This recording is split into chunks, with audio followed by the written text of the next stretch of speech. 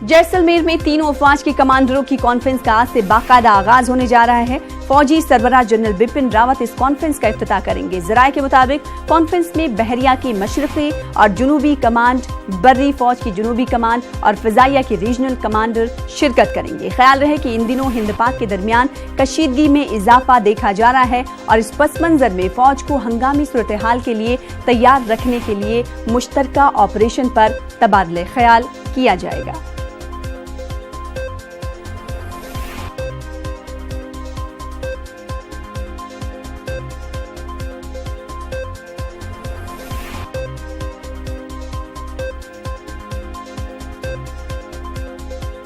America के मैककोड में हिंद अमेरिकी फौज ने मुश्तरका जंगी मश्क की। सोशल मीडिया पर यह वीडियो वायरल हो रहा है। बुध के रोज हिंद अमेरिकी फौजियों की मुश्तरका जंगी मश्क खत्म हुई। ये मश्क वाशिंगटन के ज्वाइंट बेस लुइस मैककोड में हुई थी। अमेरिकी फौजी बैंड ने हिंदुस्तानी कौमी तराने की धुन भी इस मौके पर बजाई।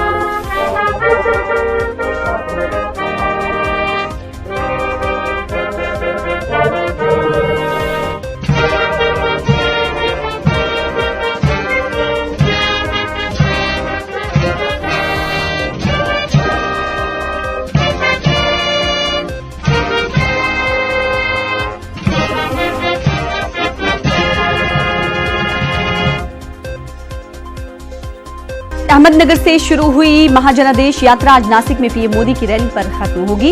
इस मौके पर वजीर आजम नरेंद्र मोदी खिताब करेंगे। इम्कान है कि वो महाराष्ट्र के लिए कुछ ऐलान कर सकते हैं। जराये के मुताबिक पीएम किसानों को तोहफा भी दे सकते हैं। इसके अलावा नासिक शहर के लिए मेट्रो प्रोजेक्ट का ऐलान भी हो सकता है। महाराष्ट्र के वजीर आला देवेंद्र फडणवीस का कहना है कि जनादेश रैली खत्म हो रही है, इसके बाद महाविजय यात्रा शुरू होगी।